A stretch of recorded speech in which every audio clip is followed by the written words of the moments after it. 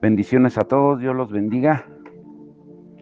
Bueno, espero realmente de que estemos entendiendo los tiempos que estamos viviendo y de cómo por no estudiar la palabra de Dios, por no leer las Escrituras, estamos siendo presas del engaño de así dice el Señor realmente. Y hay algo que debemos de entender. El contentamiento y la codicia son dos fuerzas opuestas. El contentamiento nos aleja de la idolatría y nos acerca al corazón de Dios, mientras que la codicia nos aleja de Dios y nos guía hacia los altares de la idolatría. El título de hoy es Hablando a los ídolos del corazón. Y la pregunta es, ¿por qué tanto se extravían a causa de esas palabras proféticas? ¿Por qué con tanta frecuencia fallamos en discernir entre lo verdadero y lo falso? ¿Por qué nos gusta que se nos digan las cosas buenas como si estuvieran adivinando nuestro futuro o presagiando de que vamos a tener una vida de victoria, de prosperidad, de éxito, pero no se nos confronta con el pecado oculto? En el estudio de ayer hemos aprendido uno de los motivos para que esto ocurra, y es que no hemos utilizado la verdadera profecía bíblica como un marco de referencia. La segunda razón es más sutil, más escondida, que no nace de una falla para comprender los patrones bíblicos, sino que está arraigada en lo secreto. Abrazamos esas palabras porque alimentan nuestros deseos y motivaciones secretos de nuestro corazón. Han alimentado el deseo natural por las ganancias y la promoción, por la posición. Sin darnos cuenta, hemos adoptado el deseo de la recompensa de los fariseos, las alabanzas o reconocimiento del hombre y las riquezas y comodidades de esta vida. Y si somos estrictamente bíblicos, estas cosas fueron las que Satanás le ofreció a Jesús cuando fue tentado en el desierto. Le ofreció poder. Haz que estas piedras se conviertan en pan. Posición, lo llevó al pináculo del templo. Y riquezas. Riquezas. Y grábate muy bien esto. En la Biblia, el único que ofrece riquezas a cambio de adoración es Satanás. Hemos perdido de vista la recompensa eterna y aceptado la temporal. Y esto inhibe nuestra habilidad de dividir correctamente la verdad de la falsedad. Para explicar correctamente esto, primero debemos definir dos palabras. Y por favor, pongan mucha atención mientras consideramos estas definiciones y permite que tu mente piense cómo se aplican a tu vida. Y aunque estas palabras son familiares, permite que el Espíritu Santo implante su significado profundo en tu corazón. Número 1, la codicia. La primera es codicia. El diccionario dice que la codicia es un deseo inmoderado o ardiente de riquezas u otras cosas. El diccionario Sopena dice ansia, deseo inmoderado de riquezas, deseo ardiente de goces o cosas buenas. O sea, en pocas palabras, codicia es el deseo por las ganancias. Y esto no limita la codicia al deseo por el dinero, abarca las posiciones, las posesiones, las comodidades, la aceptación, los placeres, el poder, la lujuria, etc. La codicia es el estado en que nos encontramos cuando no estamos contentos. Nos esforzamos porque carecemos de la paz o el reposo con lo que Dios nos ha dado. Nos resistimos al plan o al proceso de Él en nuestras vidas. La codicia es lo opuesto al contentamiento. La Biblia nos dice en 1 de Timoteo 6:6, gran ganancia es la piedad, acompañada de contentamiento. El contentamiento piadoso contiene en sí mismo gran ganancia y paz que trasciende el entendimiento. En contraste, la codicia es una morada para el desasosiego y es alimentada por continuos deseos y lujuria. Es un estado donde son eminentes el engaño y la destrucción. Y algunos pueden preguntar, ¿pero qué no fue el mismo Pablo el que nos dijo en 1 Corintios 12:31, procurad pues los dones mejores? Claro que sí, pero su instrucción debe ser tomada en contexto. Nos dijo que deseáramos los mejores dones con el propósito de edificar o construir la iglesia en 1 Corintios 14:12. Y esto significa que el motivo detrás de estos deseos es ver a otros beneficiarse a través del plan y los propósitos de Dios. Cuando nuestros deseos son puros, no nos importa si somos nosotros u otra persona los usados para dispersar sus dones. Lo que queremos es estar seguros de que el pueblo de Dios está recibiendo de parte de Él. Si se nos ha confiado dones, pues no podemos estar preocupados por las reacciones de los hombres. Debemos esforzarnos para tener la aceptación de Dios. Y solo entonces podremos ser fieles para hablar lo que los hombres necesitan, no lo que quieren. Tendremos la mente del reino. Por eso la palabra dice que tenemos la mente de Cristo. Si poseemos los deseos del corazón de Dios, no importa quién recoja la cosecha. Dice Pablo en 1 Corintios 3:6-8, unos siembran, otros riegan, pero la gloria siempre será del Señor. Solo deseamos que la cosecha sea recogida. Pero con frecuencia nos faltan los motivos del Señor y cedemos al poder de la codicia, aún cuando éste viene en el poder y la unción de Dios, entre comillas. Porque viajamos cientos de kilómetros por un servicio donde se nos promete la doble porción o empoderamiento o para obtener una palabra, pero aún así no confrontamos la envidia y los motivos egoístas que están escondidos en nuestro corazón. Es fácil perseguir el poder mientras somos negligentes en buscar la pureza y la santidad de Dios. Recordemos las palabras de Jesús en el día del juicio. Hubo algunos que decían que Jesús era su Señor, basándose en el hecho de que habían hecho milagros, que habían echado fuera demonios, habían predicado en su nombre. Pero Jesús dice que se volverá a ellos y les dirá: apártense de mí, hacedores de maldad, ustedes no han hecho la voluntad de mi Padre. En Mateo 7:21-23. Ahora notemos que la gente no dijo: Señor, Señor, en tu nombre visitamos a los que están encarcelados, en tu nombre alimentamos a los hambrientos y vestimos a los desnudos. O sea, no lo hicieron. Entonces podemos ver cómo tantos ambicionan sus dones por razones egoístas o beneficio propio, no por amor a Jesús y su pueblo. Esta es solo una de las formas en que la codicia ha trepado en la iglesia. Hemos permitido y en algunos casos hasta animado un excesivo deseo por el poder del ministerio. Si tú eres un analista de verdad, sincero y franco, te darás cuenta de que la mayoría de las convenciones, seminarios, eventos que se hacen supuestamente es para empoderarnos, para hacer la voluntad de Dios. Se la pasan empoderando porque la gente está hambrienta de ver un mover del Señor. Pero ¿cómo te das cuenta cuando es Dios quien está hablando? ¿Qué hace esa gente después de salir de esos eventos? Sale de las cuatro paredes a hacer lo que Jesús dijo, que sería el barómetro en que seríamos medidos todos. En Mateo 25:31-46. Léelo completo.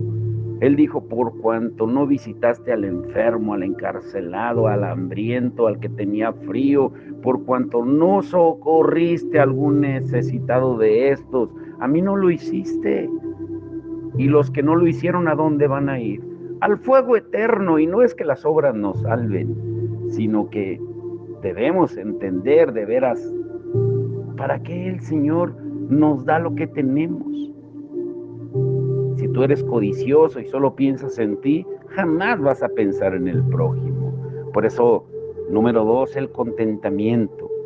Ya hemos mencionado esta palabra. El diccionario Webster define contentamiento o contento como descanso, reposo de mente en la condición presente, satisfacción que mantiene la mente en paz.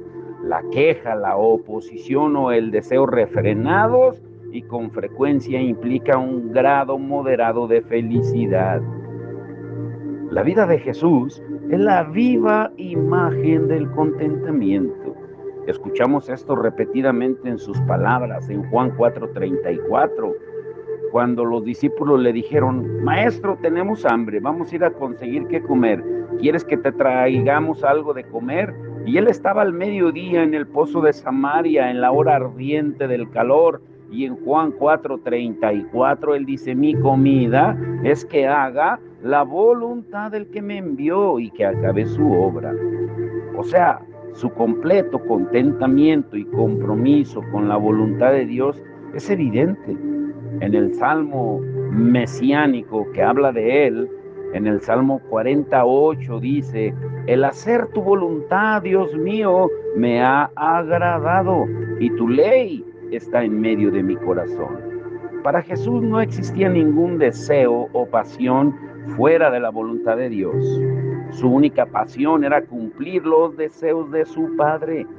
Y de este contentamiento nacieron las palabras de Juan 6:57, y yo vivo por el Padre. Y eso produjo una seguridad y estabilidad sobrenatural que tan audazmente proclamó en Juan 8:14, porque sé de dónde he venido y a dónde voy. Y a causa de esto, él no podía ser disuadido o extraviado o desviado de su propósito. Jesús vivió solo para los deseos del Padre y su completa satisfacción y confianza se encontraba en hacer la voluntad del Padre. Por eso somos exhortados en Hebreos 13:5, sean vuestras costumbres, su comportamiento, sin avaricia, contentaos con lo que tenéis ahora, porque Él dijo, no te desampararé ni te dejaré.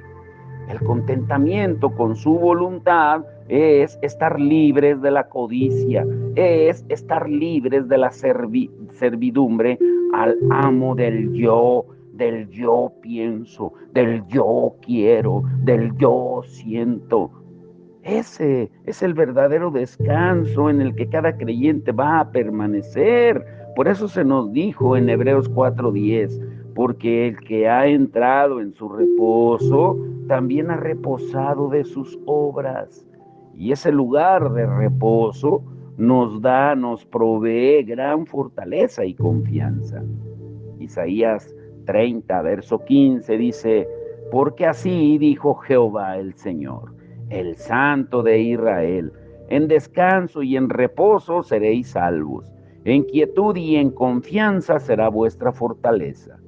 Las Escrituras nos describen como ovejas que se han desviado y extraviado, pero la salvación no se encuentra solo en el hecho de regresar, sino en la combinación de regresar y descansar.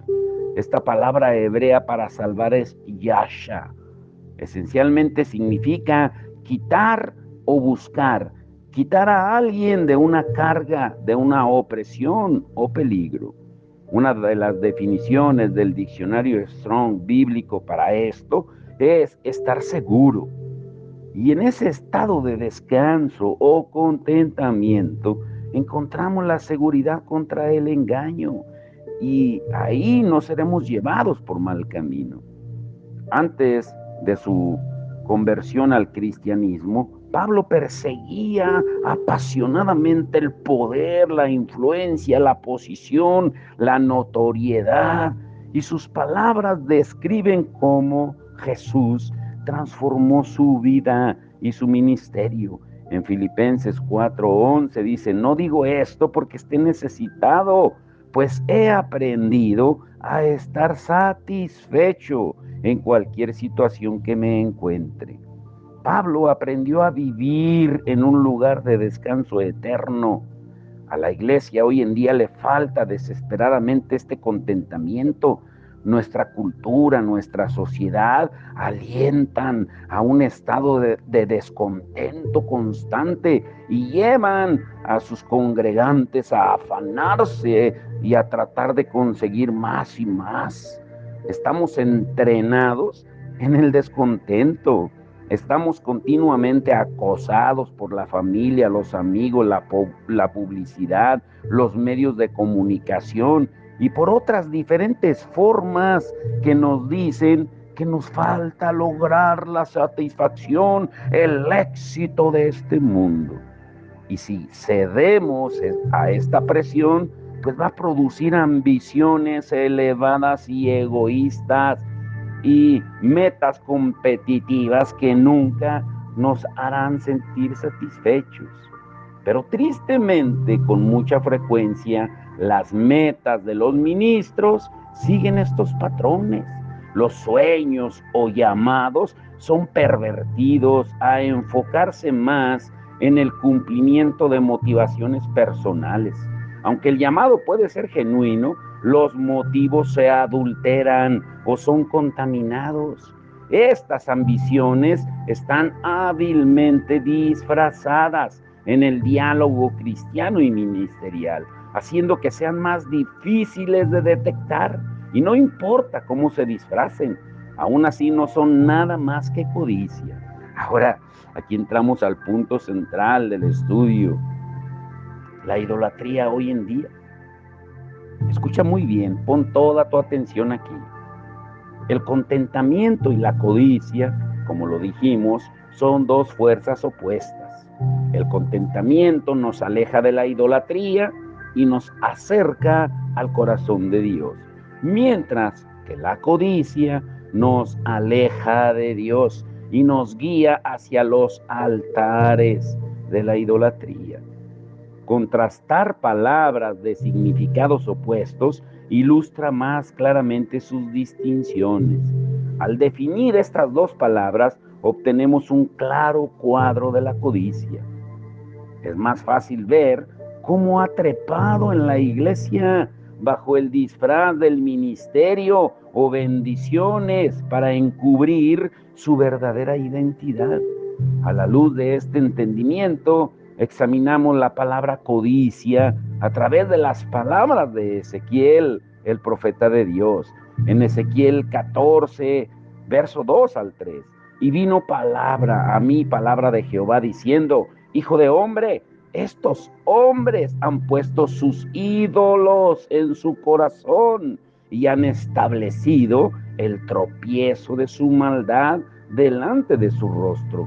¿Acaso he de ser yo, en modo alguno, consultado por ellos? Dios se lamentó que su pueblo del pacto viniera delante suyo, pidiendo consejo, dirección o sabiduría, con ídolos escondidos en sus corazones. Y no es claro si ellos estaban completamente conscientes de lo que estaban haciendo, porque parece que la verdad estaba protegida de sus ojos. Los ídolos de los cuales habían buscado satisfacción causó que cayeran en la iniquidad, en la maldad. La palabra hebrea para iniquidad, escúchalo bien, es abón. Significa una ofensa intencional o no contra las leyes de Dios.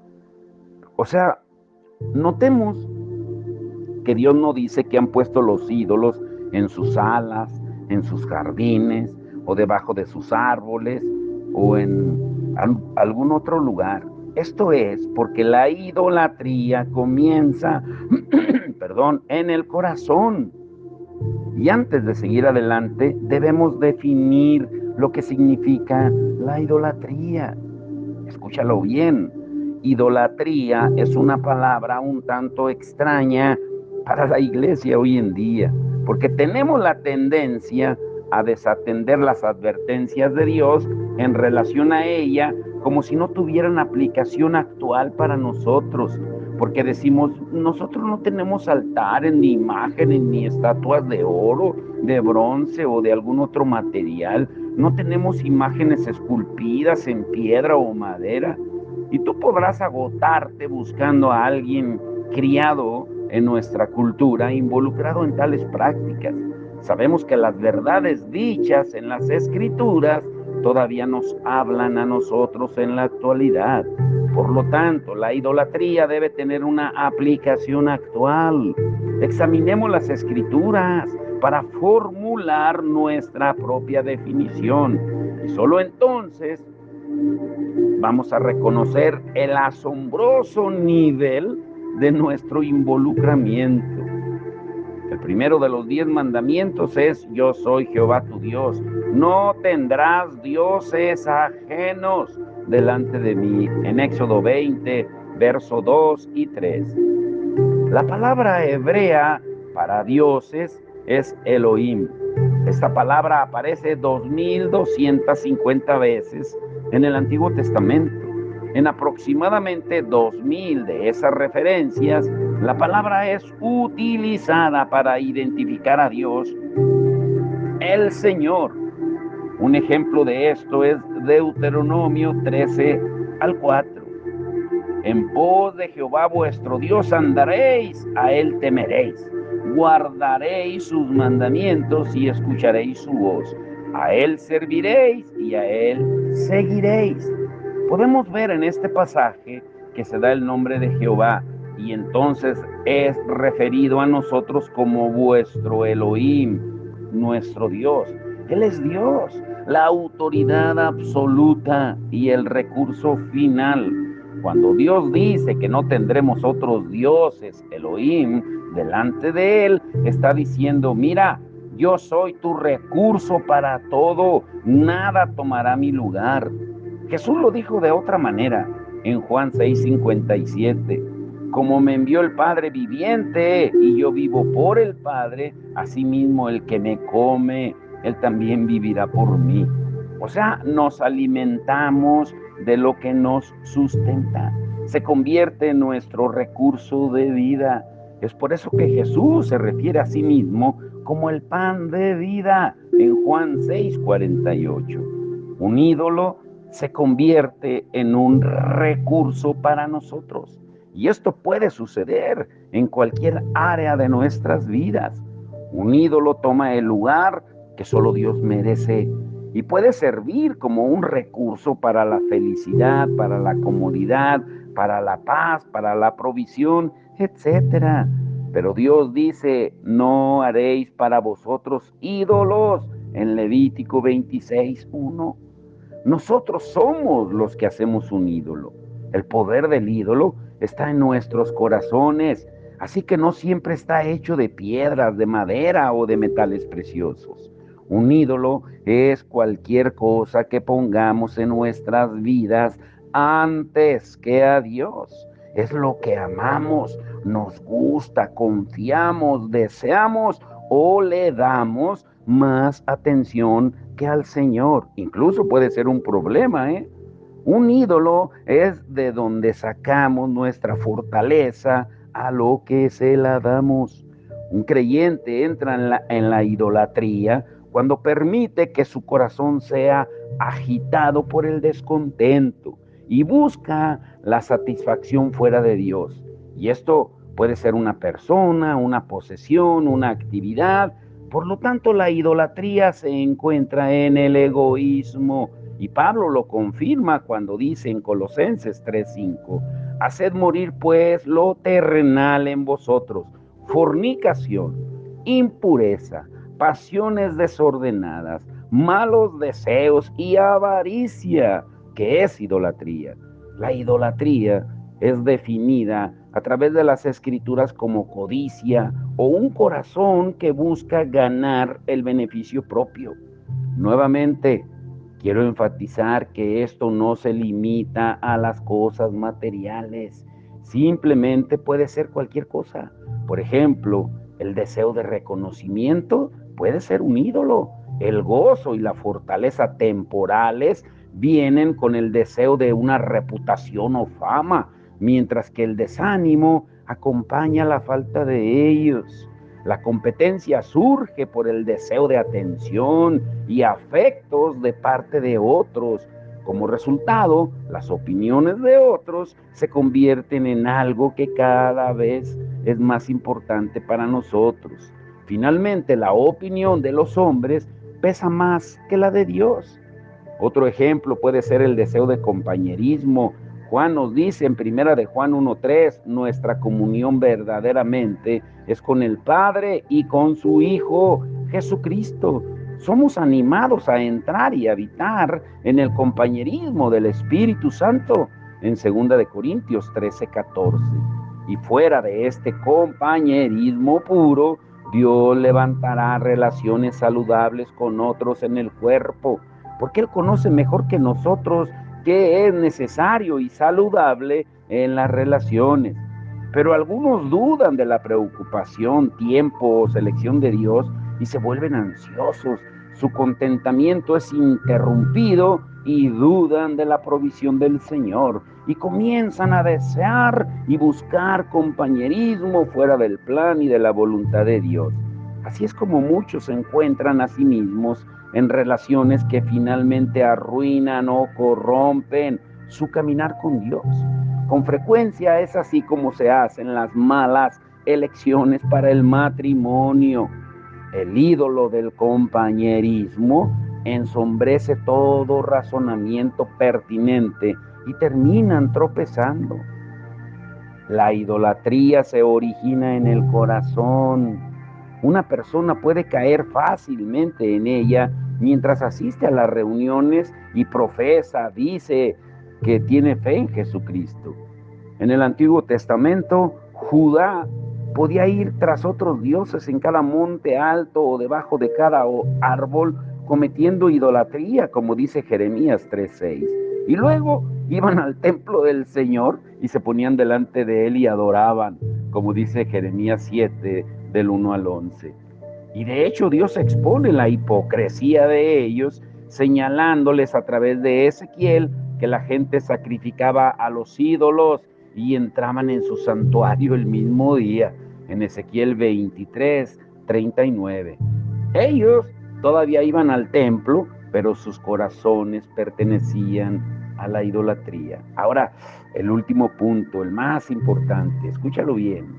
Mañana vamos a continuar. Te quiero dejar con esto: la idolatría y las palabras proféticas.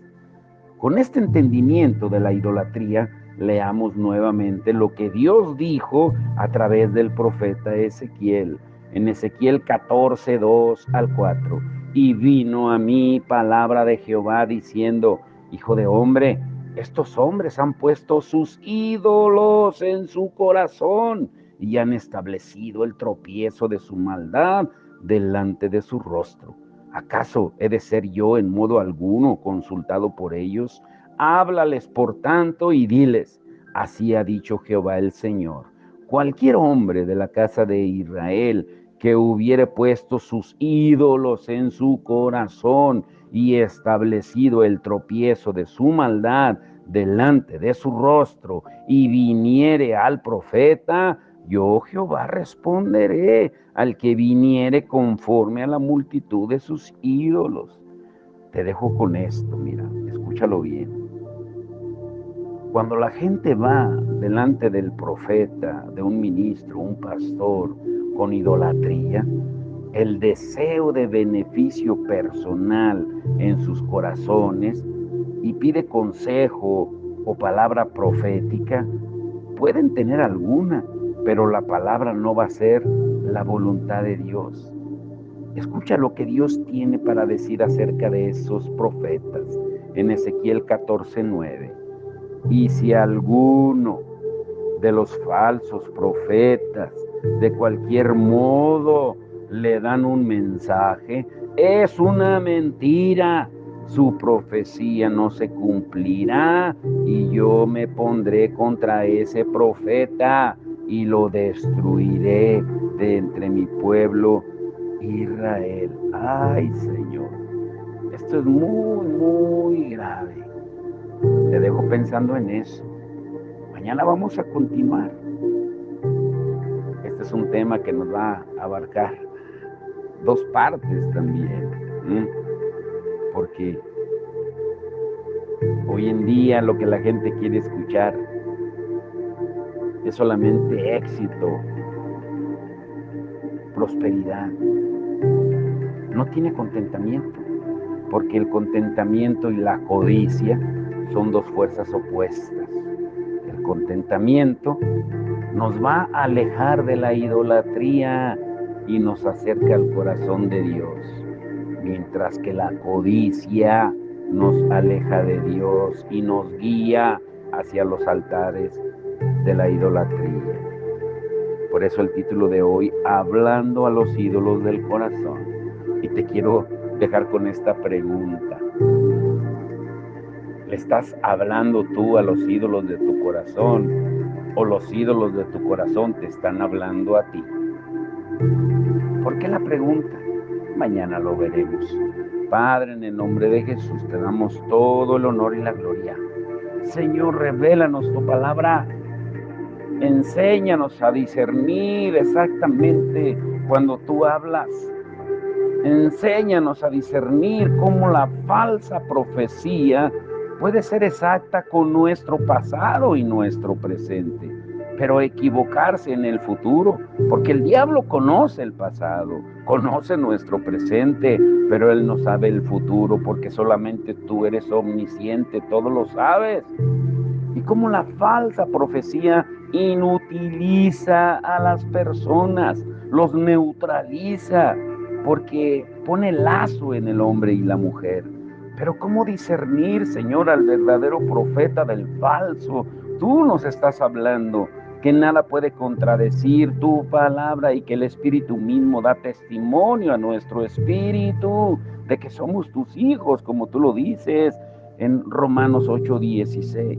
Señor, pero ¿cómo responder cuando una palabra no viene de ti? Enséñanos, Señor, a ser guiados por el Espíritu Santo para que Él nos revele tu palabra en todo momento, en toda situación y circunstancia, y que nos contentemos con lo que tú nos has dado, con lo que tenemos. Y que si tú nos das, Señor, bendiciones, pues no es para acumular, sino es para hacer tesoros en el cielo, para ayudar al pobre, al necesitado, como tú lo dices en Mateo 25:31 al 46. Que hoy esa sea nuestra oración, tener contentamiento con lo que tenemos. Y que no nos afanemos, porque cada día trae su propio afán. Enséñanos, Señor, a discernir los ídolos del corazón. Te damos toda la gloria y la honra en el nombre de Jesús. Amén y amén.